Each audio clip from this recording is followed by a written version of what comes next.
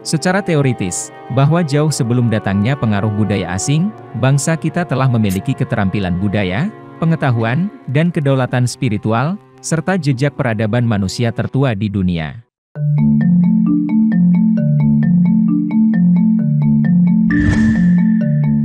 Kita mulai dari wayang.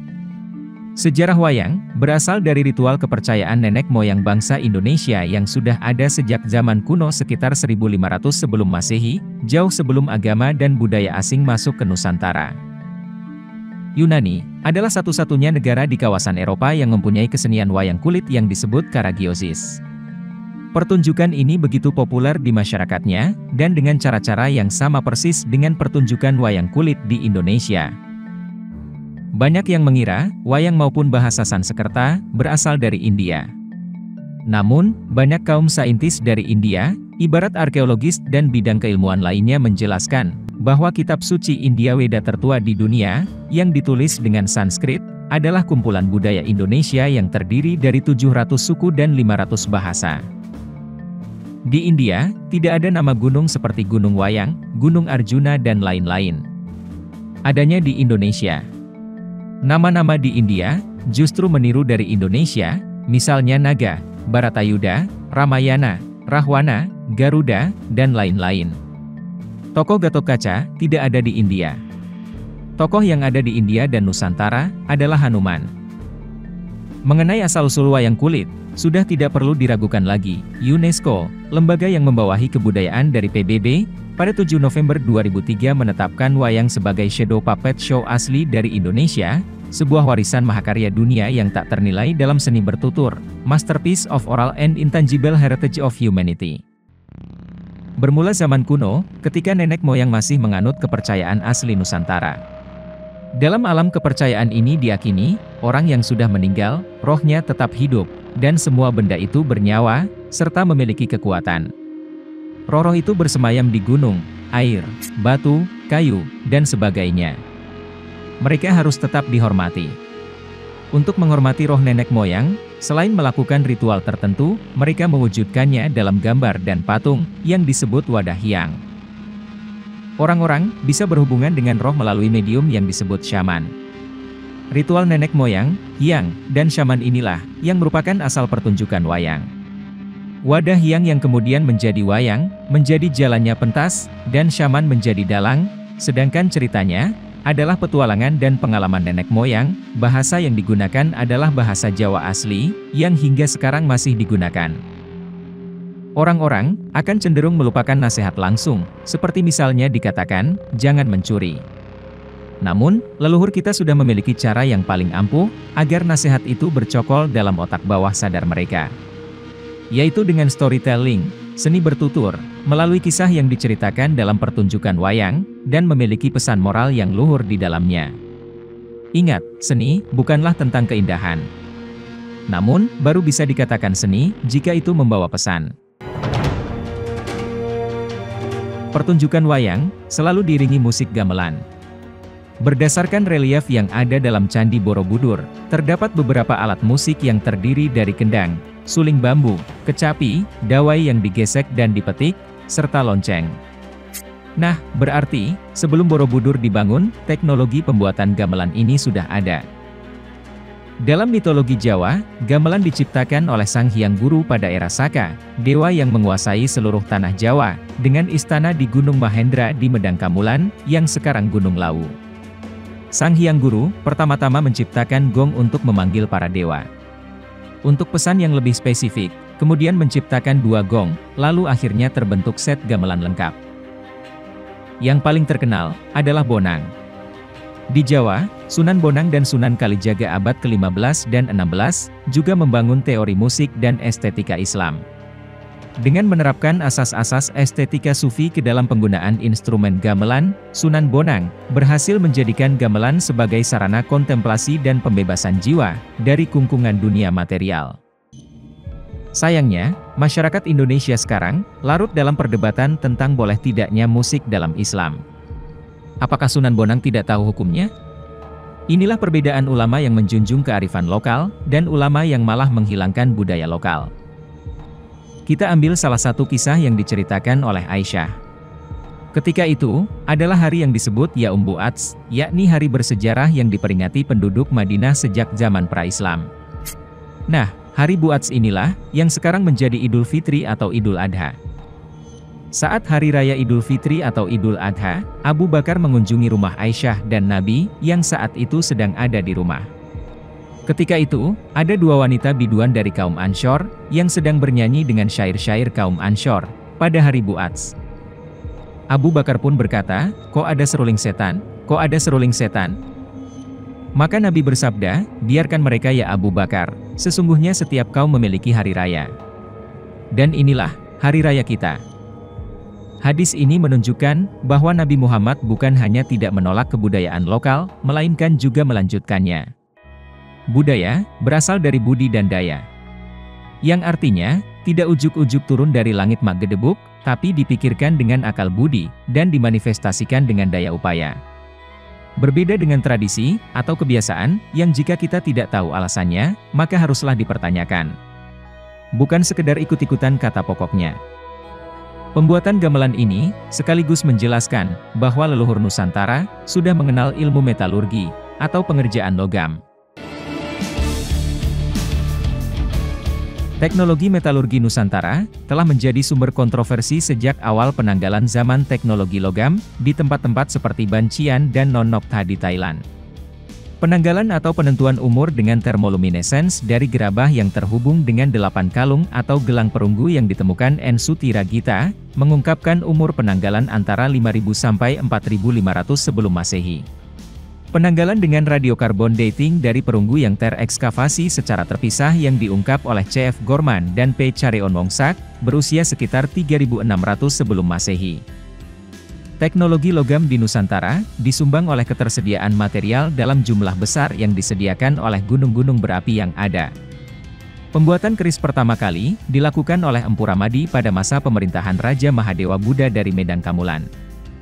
Metode pembuatannya adalah dengan menggunakan biji logam dari meteorit untuk penerapan pamor. Bahan besi untuk pamor itu ditempa atau digembleng, dipotong, dilipat, kemudian ditempa terus-menerus hingga menghasilkan senjata berpamor. Cara ini biasanya dilakukan dengan cara menyatukan baja putih dengan batu pamor. Bahan tersebut kemudian dipotong menjadi 5 bagian yang berbentuk memanjang dan persegi. Potongan-potongan itu disusun bertumpuk, kemudian dipanaskan, kemudian ditempa menjadi 1 batang lagi, lalu dipotong lagi menjadi 2 bagian. Di antara kedua potongan itu, diselipkan sebatang baja lain.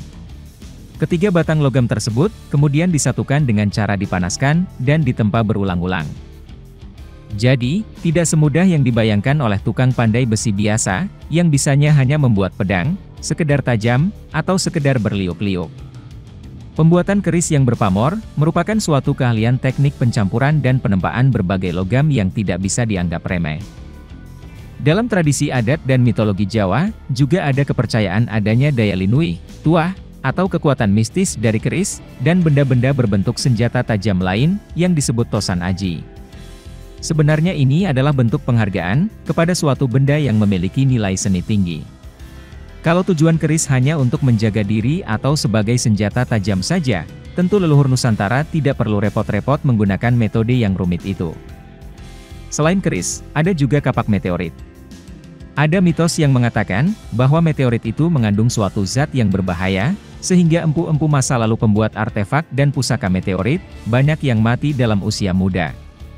Ada kemungkinan, mitos ini tumbuh di kalangan masyarakat untuk sekedar menggambarkan, bahwa seorang empu zaman dulu yang mampu menempa pusaka dengan menggunakan campuran batu meteorit, adalah termasuk seorang empu yang sangat luar biasa hebat kemampuannya.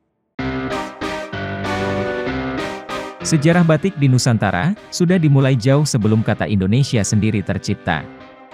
Dalam kesusastraan kuno dan pertengahan, sempat ditemukan pembahasan soal nyerat atau nitik, yang diduga merupakan teknik menghias kain menggunakan lilin, atau malam berwarna. Kemudian, muncullah istilah batik. Kata ini berasal dari gabungan kata ngembat titik, yang berarti membuat titik. Lagi-lagi, ini adalah kebudayaan tinggi di masa itu. Ketika banyak peradaban yang hanya memikirkan bagaimana menutupi tubuhnya, leluhur Nusantara sudah melampaui kebutuhan primer itu. Memiliki fungsi yang sama, yaitu menutupi bagian tubuh, tapi dengan sentuhan seni, menjadikan kain yang berbahan dasar sama, tetapi memiliki harga yang berbeda. Bukan uang atau koinnya, tapi sistemnya lah, yang membuat mengapa leluhur Nusantara layak dikategorikan berperadaban next level. Alat tukar yang nyata, yaitu emas dan perak, telah menjadi tradisi dalam perdagangan di Nusantara, di mana uang emas dan perak diukurkan langsung kepada komoditas atau barang nyata. Pengetahuan tentang penggunaan koin bimetal ini sekarang jadi hilang, dikarenakan diberlakukannya uang kertas yang didasarkan pada deretan angka yang tiada bernilai. Maka itu, sekarang kita mengenal nilai nominal dan nilai intrinsik. Diketahui, kati adalah satuan berat, termasuk untuk menghitung dalam sistem keuangan dan perniagaan. Jadi saat itu, telah ada sistem keuangan berbasis emas dan perak. Kati merupakan satuan hitung dasar, diketahui bahwa 1 kati sama dengan 750 gram. 3000 kati sama dengan 30 pikul. Serta tahil, untuk menghitung uang dalam sistem moneter. Persamaannya, bisa dilihat di tabel ini.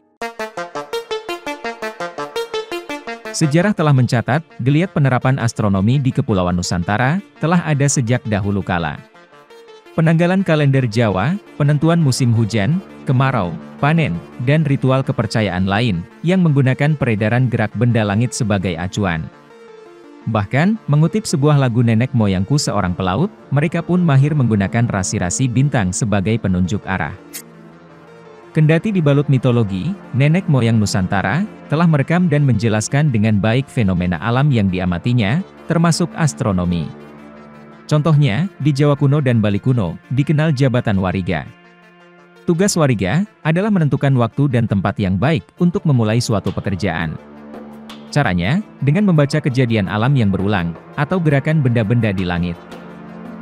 Seorang wariga Jawa kuno biasanya mengamati konfigurasi bintang-bintang dan planet-planet ketika perintah raja dituangkan dalam sebuah prasasti.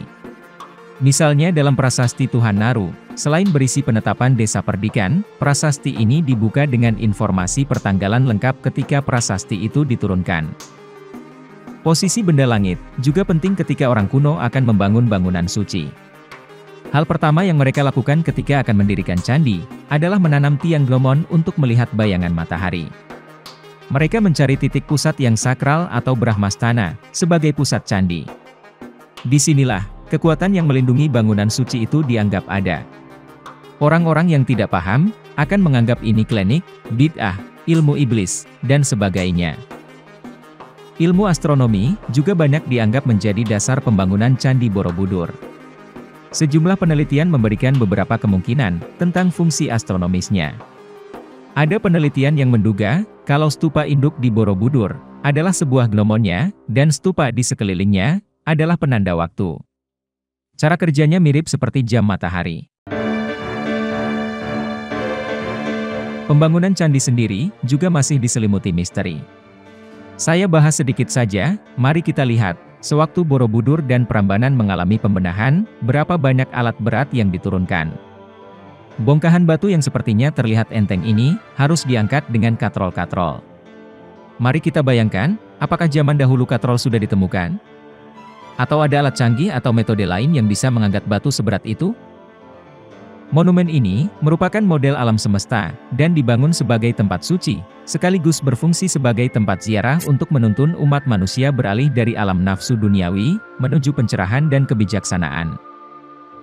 Borobudur dalam kemegahannya, adalah sebuah produk arsitektural yang membuktikan, bahwa zaman dulu nenek moyang Indonesia sudah maju pola pikirnya.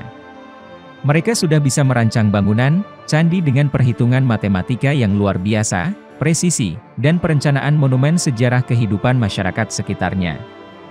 Gambar-gambar dari Kamadatu, Rupadatu, dan Arupadatu, adalah tahapan kehidupan masyarakat jelata, aktivitas budaya dari seni rupa, seni musik, sampai seni pertunjukan tergambar jelas.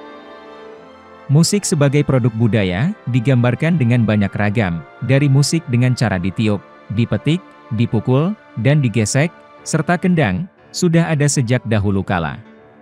Munculnya seni tradisi kesenian, adalah untuk menunjukkan harmoni dengan alam, pemujaan, dan jalinan empati antara manusia, alam semesta, dan Tuhan yang menciptakan jagat gumelar ini. Apa yang tercipta dari bebunian, merupakan produk budaya dari manusia yang dibekali bakat dan kepekaan, untuk mengolah rasa seni dari alam yang menyediakan banyak bahan untuk dijadikan alat musik. Bambu yang tersedia banyak di sekitar, di kebun, di pinggir jurang, tepi sungai bisa menghasilkan alat musik tiup juga pukul. Kelapa, kayunya bisa menjadi bahan untuk dijadikan alat pukul gamelan, ataupun bahan untuk lempeng-lempeng resonansi seperti gambang ataupun kendang. Kulit sapi dan kulit kambing bisa dijadikan bahan untuk membuat bahan gendang dan membuat wayang kulit. Gamelan tercipta dengan menggabungkan unsur bebunian yang berbeda-beda. Ada titi nada yang berbeda antara pelok dan slendro, adalah hasil dari olah rasa para seniman dulu kala yang bisa menggabungkan rupa-rupa alat musik menjadi sebuah sajian harmoni dalam perbedaan, sebelum kita mengenal do re mi fa sol la si do. Jauh sebelum Cheng Ho dan Columbus, para penjelajah laut Nusantara sudah melintasi sepertiga bola dunia. Dalam catatan perjalanan keagamaan Ising dari Kanton ke perguruan Nalanda di India Selatan disebutkan bahwa ia menggunakan kapal Sriwijaya, negeri yang ketika itu menguasai lalu lintas pelayaran di Laut Selatan. Pelaut Portugis yang menjelajahi samudera pada pertengahan abad ke-16, Diego de Couto dalam buku De Asia tahun 1645 menyebutkan, orang Jawa lebih dulu berlayar sampai ke Tanjung Harapan Afrika, dan Madagaskar. Berdasarkan relief kapal di Candi Borobudur membuktikan, bahwa sejak dulu nenek moyang kita telah menguasai teknik pembuatan kapal. Kapal Borobudur telah memainkan peran utama dalam segala hal dalam bahasa Jawa pelayaran, selama ratusan tahun sebelum abad ke-13. Kemudian dalam bidang organisasi peranata sosial dan pemerintahan, di Jawa, pada awalnya berupa kabuyutan-kabuyutan, yang masing-masing merupakan daerah perdikan atau otonom. Namun demikian, kedaulatan masing-masing terhubungkan oleh suatu pandangan hidup yang sama, yang mengedepankan kesejahteraan bersama. Panunggalan kabuyutan-kabuyutan di zaman kuno itulah, yang menjadikan Jawa dikenal dengan negeri makmur dan sejahtera, ibarat senyaman surga. Negeri kumpulan desa-desa yang manunggal itulah, yang dikenal masyarakat dunia sebagai paradesa atau Pradesh, Paradiso, Paradise, Firdaus, Taman Eden, dan lain-lain. Selanjutnya, UNESCO telah mengakui bahwa pertanian ala sistem Subak Bali sebagai situs warisan dunia. Metode revolusi hijau telah ditemukan bahwa sistem pengairan sawah secara tradisional sangatlah efektif untuk menanggulangi kendala menanam padi. Subak tidak saja sistem aliran air untuk sawah, dan tak cuma sekadar sawah berundak. Tetapi, subak adalah sebuah identitas tipikal masyarakat agraris. Substansinya, merupakan gabungan manajemen, keuletan, demokrasi, partisipasi, dan rasa kebersamaan yang tinggi. Indonesia adalah termasuk negeri dengan sumber hayati tanaman herbalnya terbesar di dunia. Ada begitu banyak bahan-bahan alami jamu yang terdapat pada tumbuh-tumbuhan yang ada di Indonesia. Pengetahuan tentang pengobatan tradisional dengan jamu sudah dikenal sejak lama. Pada periode kerajaan, dibuktikan dengan adanya prasasti Madawapura dari zaman Majapahit, yang menyebut adanya tukang meramu jamu yang disebut Acaraki. Pada relief Candi Borobudur, juga menggambarkan adanya kegiatan membuat jamu. Nusantara telah memiliki ajaran-ajaran luhur yang melahirkan agama-agama dengan kearifan lokal, jauh sebelum agama-agama luar masuk ke Nusantara. Sayangnya, hingga kini, tak satupun agama-agama dan kepercayaan asli Nusantara yang diakui di Republik Indonesia sebagai agama, dengan hak-hak untuk dicantumkan di KTP, akta kelahiran, pencatatan perkawinan di kantor catatan sipil, dan sebagainya. Seiring dengan berjalannya waktu dan zaman, agama asli Nusantara semakin punah dan menghilang. Sebagian penganutnya berada di daerah pedalaman, karena diterdegradasi menjadi ajaran animisme, yang menyembah berhala semata. Agama-agama asli Nusantara antara lain, Sunda Wiwitan, agama Jawa Sunda Buhun, Kejawen, Batak Parmalim, Kaharingan Dayak Borneo, Tona Aswalian, Tolotang, Marapu, Naurus, dan lain-lain, yang kebanyakan di antara mereka, terpaksa mencantumkan agama di KTP sebagai Islam atau Hindu.